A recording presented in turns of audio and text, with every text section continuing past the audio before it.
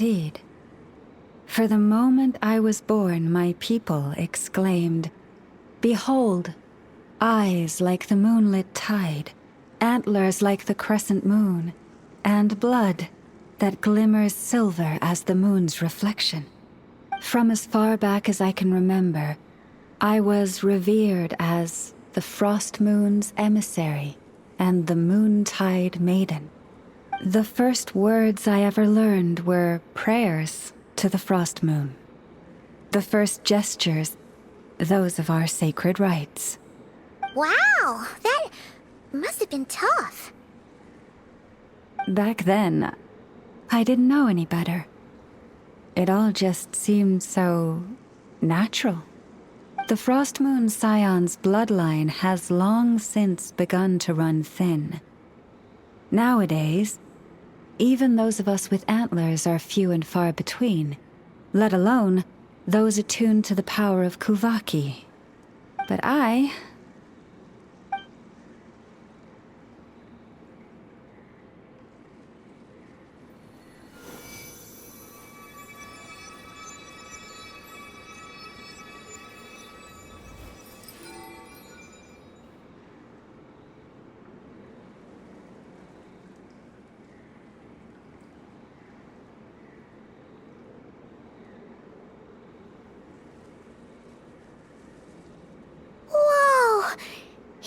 Antlers are so pretty. They say it's an extraordinarily rare condition. Once in a century, if that. I am unusually sensitive to the moonlight, as well as to the Kuvaki's ebb and flow. As a child, I could barely sleep because of it. Oh no! It was that serious? To others, fluctuations in Kuvaki are something you easily get used to, like a gentle tide lapping away at the shore. But to me, that same tide is a towering tsunami, a surging swell crashing against me. Of course, as the years went by, I learned how to suppress my senses and my power, enough to keep it all from overwhelming me. But because of that, I also had to walk the path of concealment. Concealment? From the moment I was first taught to pray, my kin would point up to the night sky telling me, "That Lauma is the Frost Moon, the last of the moons, the sole surviving truth." But I would ask them in response, why? Why can't I feel anything from it at all? Later, I came to understand that they simply could not tell where the real tide was coming from. They couldn't sense it. The true moon beyond the sky's veil.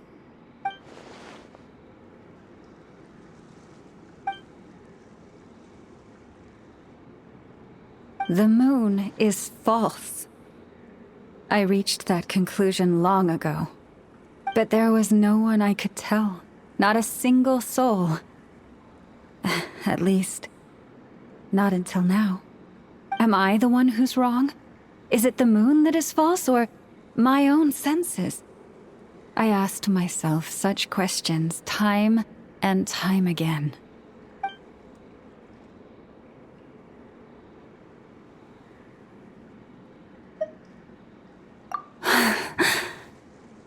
Thank you. When you called yourself a descender, I had a feeling you might be able to confirm what I had always suspected. And now that you have, it's exactly as I imagined. I feel relieved. Oh, Paimon kinda gets why you couldn't tell anyone now. It's not easy to change people's minds on something they've believed for hundreds of years. That's what I meant by concealment. I knew too much, so I had no choice but to keep my people in the dark. Every prayer I offer feels like a lie to keep myself going.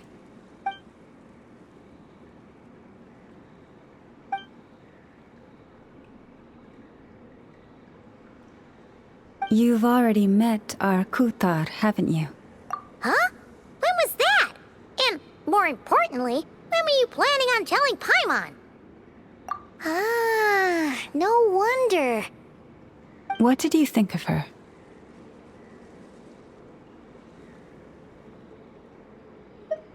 What exactly do you mean by up in the clouds? I understand what you mean.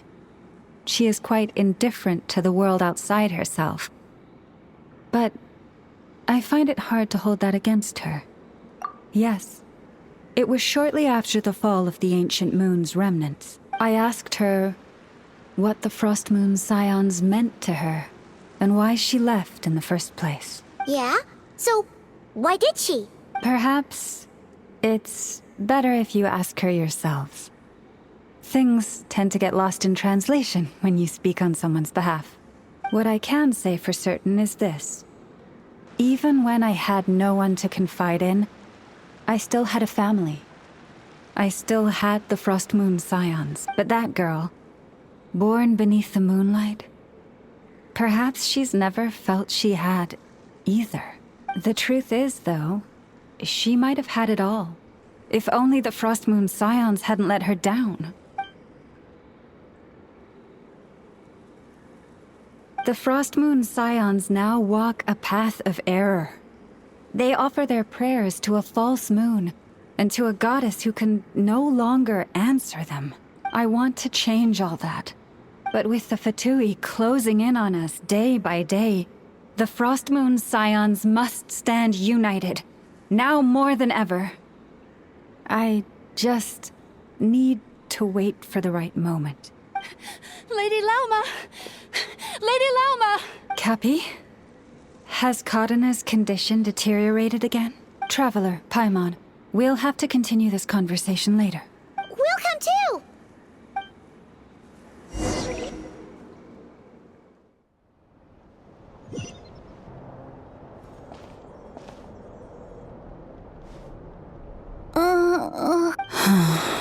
Why?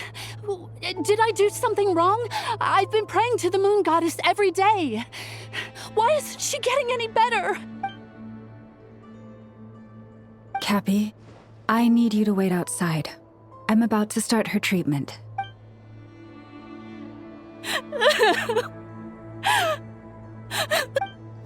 Is there anything we can do to help?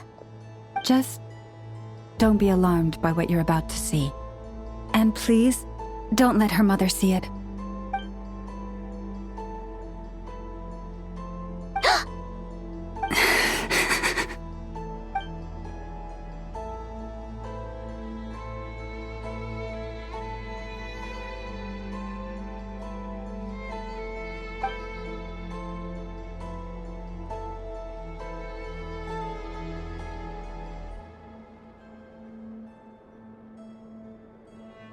Shh.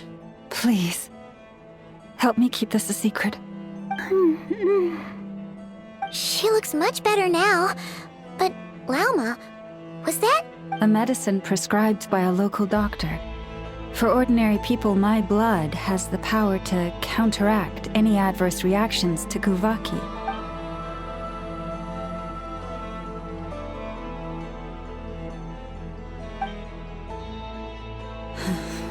So, now you know another of my little secrets. I had hoped to guide the Scions out of error before Karina's illness reached this stage, but clearly, I was too late.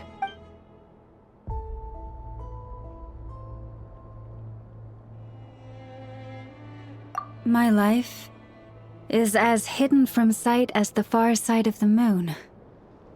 Yet people only look to the bright side for guidance. If the day ever came when the two sides were reversed, could they truly accept it?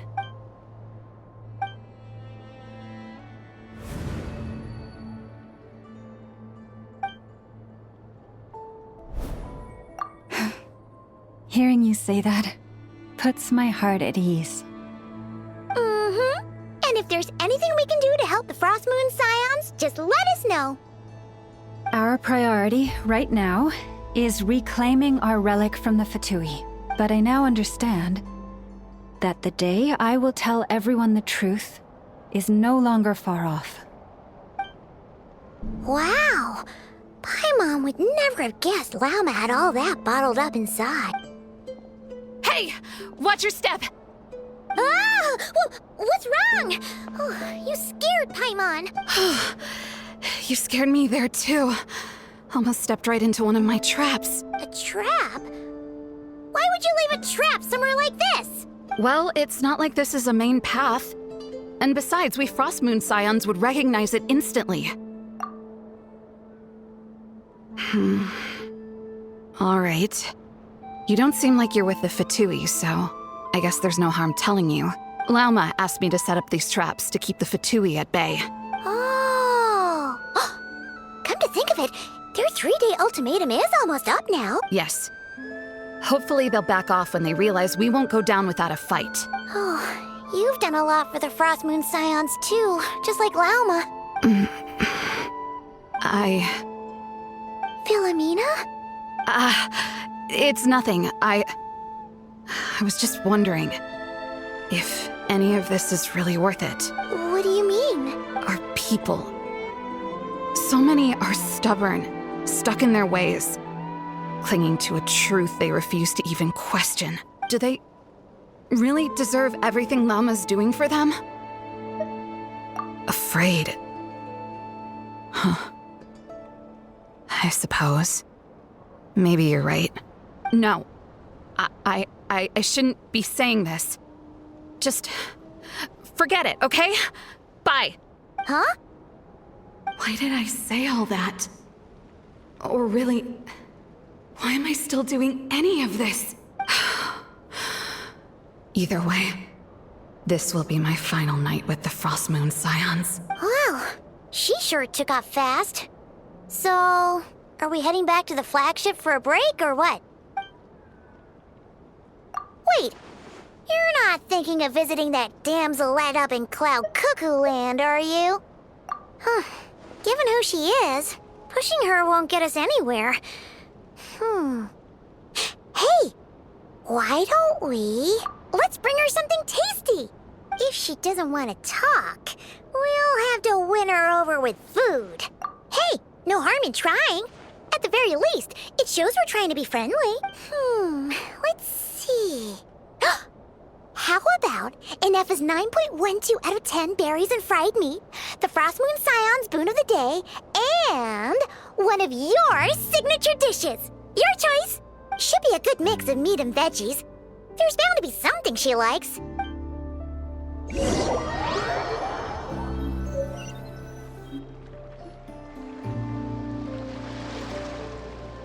All right, food's packed and ready. This is the place, right? Why does it feel like we're going to visit a patient? Oh, no. Take this seriously, Paimon.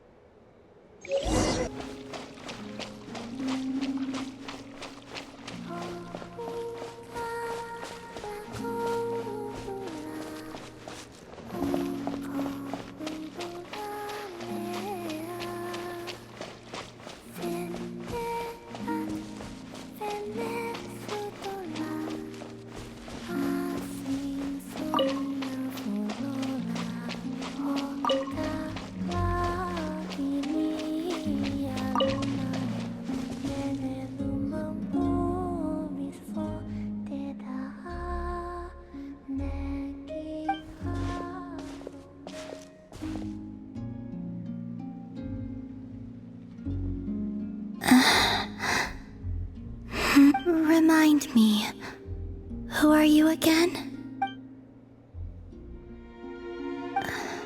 A different one floats by your side today. A different one? What's that even supposed to mean? Oh, there goes Paimon's perfect conversation starter. Hi there. Paimon is Paimon, and this is the Traveler.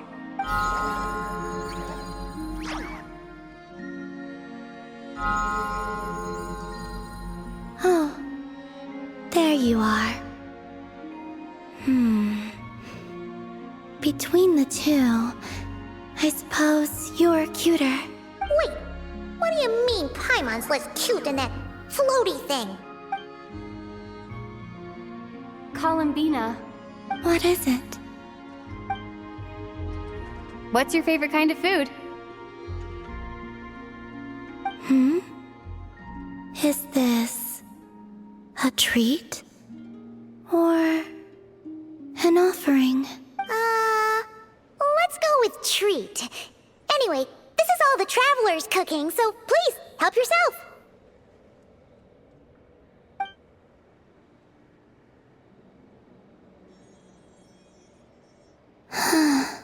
Oh, that wasn't exactly a yes, but she didn't turn it down either. What could she be thinking?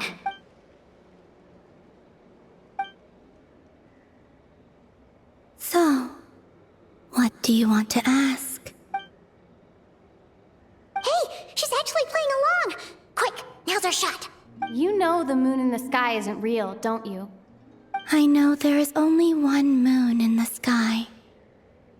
It is simply that some can see it, and some cannot. What does it mean to you? The missing prologue. What?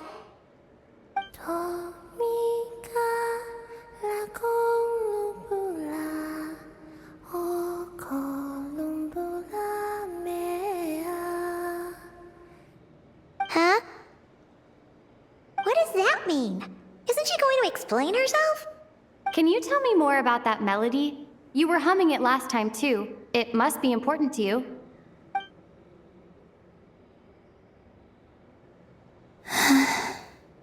It is all I remember from the moment of my birth. A melody. A few lines of lyrics. Like a lullaby from a foggy dream. Oh, so who was singing it? I do not know. I have nothing else. Just that song. Huh? And the Frost Moon Scions who found me. They had nothing either, but hope. Before I even knew what was happening, they were already calling me their goddess. And I had no reason to decline. Like two lost infants unknowingly exchanged, I adopted their faith, and in return, they adopted me. But my adoption drops you into the story halfway through. What came before was scribbled onto the wrong pages, never even bound into the book. That sense of something missing only served to nurture their greed and doubt. And thus, I came to realize that this place was never truly my home. Greed and doubt? O Moon Goddess, forge weapons for us, drive out our enemies, and expand our lands. O Moon Goddess, heal our wounds, ease our suffering, grant us strength. They asked for everything, and I obliged. Until the day came when no answer could be given. If mortals can turn to the gods when they are powerless, then who do the gods turn to when they have nothing left to give? You've got Paimon there. In those days, the Frost Moon Scions cared more for faith than for truth. Reality rewrote the sky in words I could not understand. I did not want to read a tampered version, so I simply stopped looking. The real beginning of my story lies up there, on the moon, forever beyond my reach.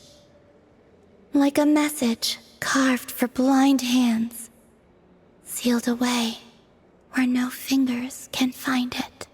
Huh. So that's how it is.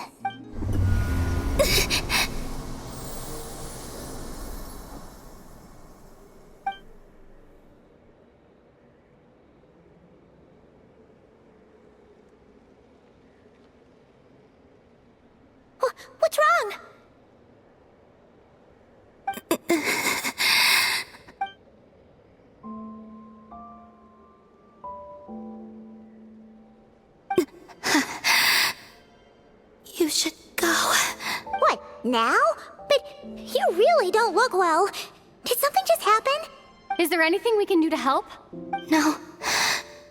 Aside from answers, I have nothing else to give you in return. This is the price of running away from home a second time. Running away from home?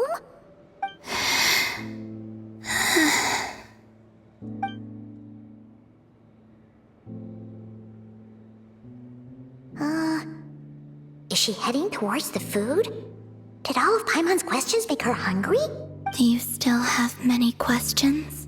I know I should offer more in return for your kindness, but I'm feeling a little worn out. Oh, we're so sorry about that. The Tsaritsa was right. Freedom always comes with a price. She said I could treat the Fatui as a second family, a second home. But in the end, they were no different. All they wanted in truth was my power as the moon goddess. I'd rather not dwell on such unhappy memories.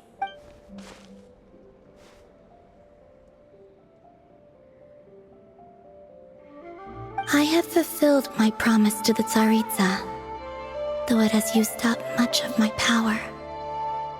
So you see, this has nothing to do with betrayal. So, you're just staying here for now, resting and recovering your strength? Yes, What about these flowers? they have grown in Nodcry for many generations. They're highly sensitive to the ebb and flow of Kuvaki.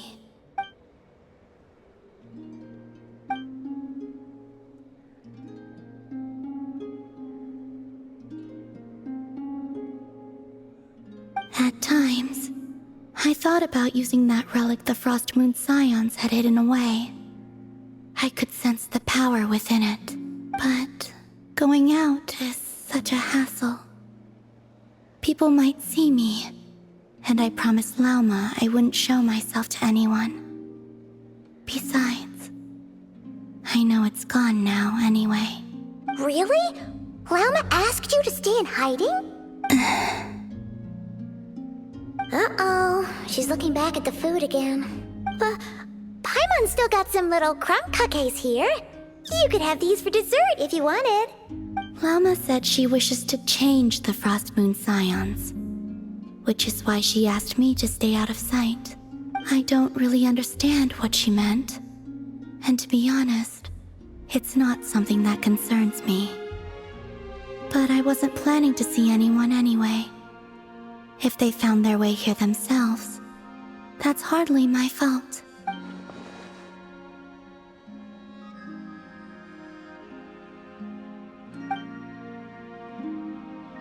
Lauma, the Maiden of the Grove.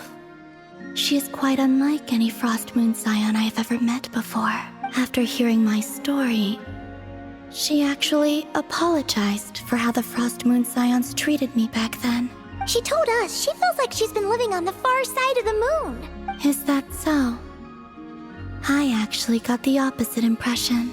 She's been keeping her true power hidden away, afraid that people might be dazzled by its brilliance, and that they'd no longer be willing to look her way.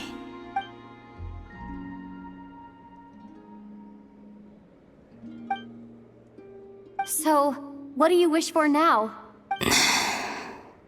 I wish to return to the moon, to the home where my story is written, right now. That is all I wish for.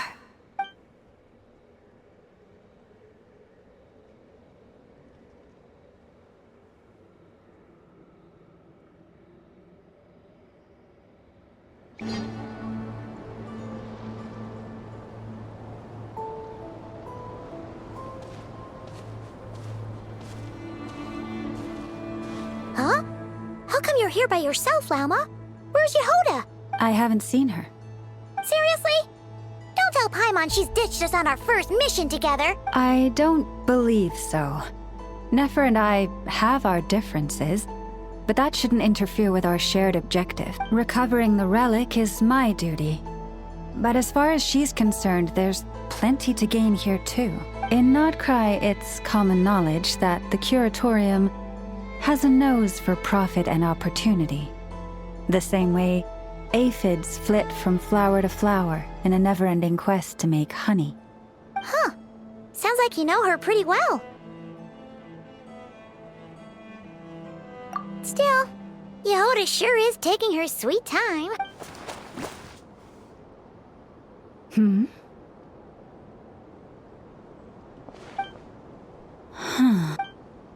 I believe we may have misjudged and underestimated Miss Yehoda. Huh?